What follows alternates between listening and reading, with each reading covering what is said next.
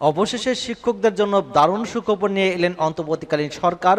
সরকারি চাকরিজীবীদের জন্য ইতিমধ্যে যে মহার্ঘ ভাতা দেওয়ার ঘোষণা দিয়েছিলেন, সেই মহার্ঘ ভাতা দিচ্ছে না, বরং সেই মহার্ঘ ভাতা বাদ দিয়ে শিক্ষকদের জন্য কিছু একটা করার চিন্তা করা হয়েছে, এমন ঘোষণা দেওয়া হয়েছে অর্থ উপদেষ্টার পক্ষ থেকে। অন্যদিকে আমরা দেখতে পাচ্ছি শিক্ষকদের বাড়ি ভাড়া, উৎসব, বিনোদন সহ বাড়ছে বিভিন্ন রকমের ভাতা। এই সম্পর্কে আজকে আলোচনায় থাকবে। তবে মূল আলোচনা যাওয়ার আগে আমাদের চ্যানেলে যারা নতুন আছেন, চ্যানেলটি সাবস্ক্রাইব করে আমাদের সাথেই থাকুন এবং পাশে থাকা বেল আইকনটি অন করে রাখুন, যাতে কোনো সংবাদ বা কোনো গুরুত্বপূর্ণ তথ্য হাতে পাওয়ার সাথে সাথে আপনারা পেয়ে যেতে পারেন। তো চলুন মূল আলোচনায়।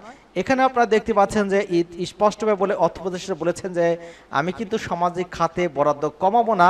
শিক্ষা, আইটি, স্বাস্থ্য, সমাজ কল্যাণে আমাদের কমিটমেন্ট আছে, এগুলোতে কিন্তু বরাদ্দ কমানো আমাদেরকে অথচ তারা বলেছে তোমরা অবকাঠামো করবে, আমাদের থেকে বাজেট সহায়তা নেবে, কিন্তু এসব খাতে বরাদ্দ কমাবে না। সরকারি চাকরিদের মহার্ঘ ভাতা নয়, কেবল স্কুল কলেজের শিক্ষকদের জন্য কিছু একটা করার চিন্তা করছে সরকার।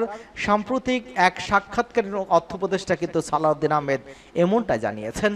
এক প্রশ্নোত্তরে তিনি বলেছেন কেবল স্কুল কলেজের শিক্ষকদের, অন্যান্য কিছু বিষয় আমরা দেখব যদি সম্ভব হয়। এটি অবশ্যই ফ্রেমের মধ্যে, আমরা কোনো পে স্কেল পরিবর্তন করবো না। তিনি বলেছেন যে আমি কিন্তু সামাজিক খাতে বরাদ্দ কমাবো না, শিক্ষা, আইটি, স্বাস্থ্য, সমাজ কল্যাণে আমাদের কমিটমেন্ট আছে, এগুলোতে কিন্তু বরাদ্দ কমাবো না। আমাদেরকে অর্থ তারা বলেছে তোমরা অবকাঠামো করবে, আমাদের থেকে বাজেট সহায়তা নেবে, কিন্তু সব খাতে বরাদ্দ কমাবে না। অর্থ উপদেষ্টার কাছ থেকে জানতে চাওয়া হয় আপনারা প্রতিশ্রুতি দিয়েছেন আপনারা করবেন, এতে যে অতিরিক্ত ব্যয় হবে এটা কিভাবে সামাল দেবেন? এটা তো দীর্ঘকালীন একটা ব্যয় তৈরি করে। জবাবে সালাউদ্দিন আহমেদ বলেছেন যে রাজনৈতিক সরকার থাকতে এরা ওটা করেনি, এখন আমরা যেটা দিচ্ছি একেবারেই নয়, এসব লোক একেবারে বঞ্চিত হয়েছে, পে কমিশন করে সামনে পে বাড়াবো এসবে কিন্তু আমরা হাত দিচ্ছি না, এটা আমাদের কাজও না। রাজনৈতিক সরকার আসবে, তারা পে কমিশন করবে। এর আগে 2015 খ্রিস্টাব্দে পে কমিশন হয়েছে, তবে সরকার কর্মকর্তা কর্মচারী বেতন বাড়ানো নিয়ে কি এখনো কি দিচ্ছেন কিনা এমন প্রশ্নের জবাবে সালাউদ্দিন আহমেদ মাথা নেড়ে না সূচক উত্তর দিয়েছেন। এবং আমরা দেখতে পাচ্ছি এখানে বলা হচ্ছে যে শিক্ষকদের যে ভাতা বাড়ানো যেটা বলা হয়েছে, যে উপদেষ্টা বলেছেন যে 15-20 বছরের বঞ্চনা 1-2 বছরে বাজেট দিয়ে মেটানো যায় না, তা বোঝানো কঠিন। আজকে বেসরকারি বেতন সরকারি বেতনের সমান করে দিতে হবে, এই ন্যায্য দাবি বুঝলাম, কিন্তু 1 বছরে বাজেট দিয়ে কীভাবে 15 বছরে যে বৈষম্য ঠিক করা যায়, কিন্তু শুরুটা করা দরকার, সেই শুরুটা কিন্তু আমরা করে দিয়ে যাচ্ছি। এমপিভুক্ত শিক্ষকদের জন্য সুখবর দিয়েছেন বিদায় যে শিক্ষা উপদেষ্টা ওয়াহিদুদ্দিন মাহমুদ।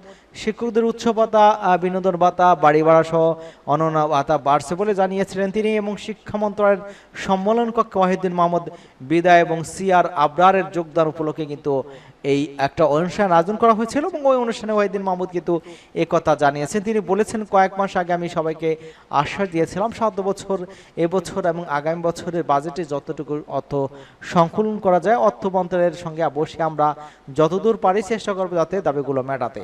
উপদেষ্টা বলেছেন কিন্তু 15-20 বছরে বঞ্চনা 1-2 বছরের বাজেট দিয়ে কীভাবে মেটানো যায় না, এই বোঝানো কঠিন। আজকে বেসরকারি বেতন সরকারি বেতনের সমান করে দিতে হবে, এটা ন্যায্য দাবি বুঝলাম, কিন্তু এটা 1 বছরের বাজেট দিয়ে কীভাবে 15 বছরের বৈষম্য ঠিক করা যায়, কিন্তু এটা শুরু করা দরকার। এই শুরুটা আমরা করে দিয়ে যাচ্ছে। অর্থাৎ এই ঈদুল আজহা থেকে কিন্তু সরকারি চাকরিজীবীর মতো কিন্তু বেসরকারি শিক্ষকরা কিন্তু সেই বোনাস পেতে যাচ্ছেন, এমনটাই কিন্তু বিভিন্ন গুরুত্বপূর্ণ মাধ্যম, বিভিন্ন বিশ্বস্ত সূত্র থেকে জানা যাচ্ছে। এবং আগামী বছর থেকে কিন্তু বিভিন্ন রকমের ভাতা, বিশেষ করে মেডিকেল ভাতা, বাড়ি ভাড়া, এই সমস্ত ভাতা কিন্তু বাড়বে, এটা স্পষ্টভাবে কিন্তু তিনি জানিয়েছেন। সকলকে ধন্যবাদ জানাচ্ছি, এবং আমাদের চ্যানেলকে যারা এখনো সাবস্ক্রাইব করেননি চ্যানেলটি সাবস্ক্রাইব করে আমাদের সাথেই থাকুন। ধন্যবাদ সকলকেই।